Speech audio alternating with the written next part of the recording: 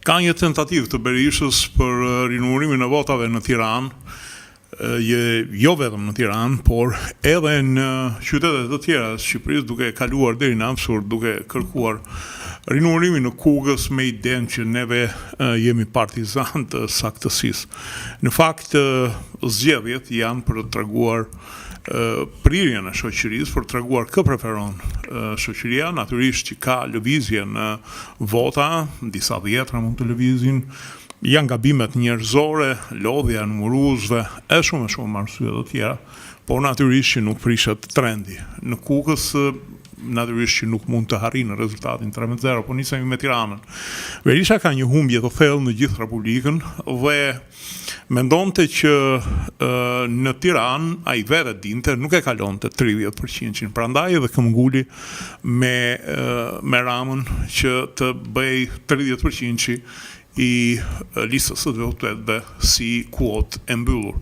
Mirë po, ndodhet përpara faktit që Ilira Ali Mehmeti dhe Jorida Tabaku marrin një sasi votash të tillë që kushdo në një parti e ka shumë të vështirë që t'ju mohoj ulsen e deputetit.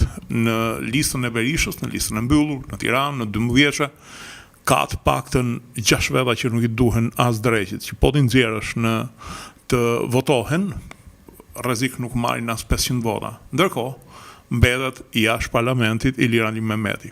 Pa dyshim që kjo është për fajt e Berishës. Dhe duke qenë se nuk ka çfarë i bën Rama, sepse Rama ka një sasi votash të tillë që ai pretendonte edhe të 20-in, madje në parti ka një shkresë e cila kërkon arsye pse nuk është marrë i 20-i, atëherë çfarë bën? Kërkon që t'ia marrë mundësisë.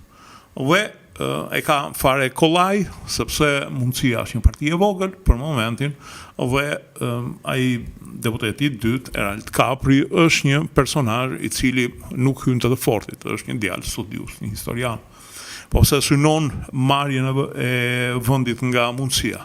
Edhe për faktin sepse mundësia është konkurrenti drejt për drejt i Sali Berishës në vota. Nuk është çudi që shumë shpejt në zgjedhjet lokale mundësia ta gryej akoma më tepër Partinë Demokratike dhe mbas 4 vjetësh neve do kemi një parti demokratike e cila do vazhdoj do ketë Berishën si kapiten, por ania do jetë cop e mbushur me vrima për shkak sepse elektorati do të gjejë një mundësi reale që e bie në pushtet.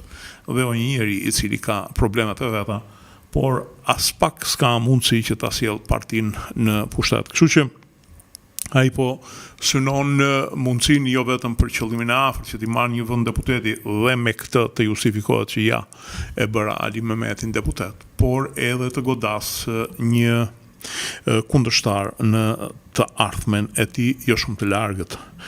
Si gjithmonë, në fund, ju rekomandoj të bëni pjesë kanaleve tona në YouTube Dritar TV dhe të kanalit Rudina Xhunga. Faleminderit.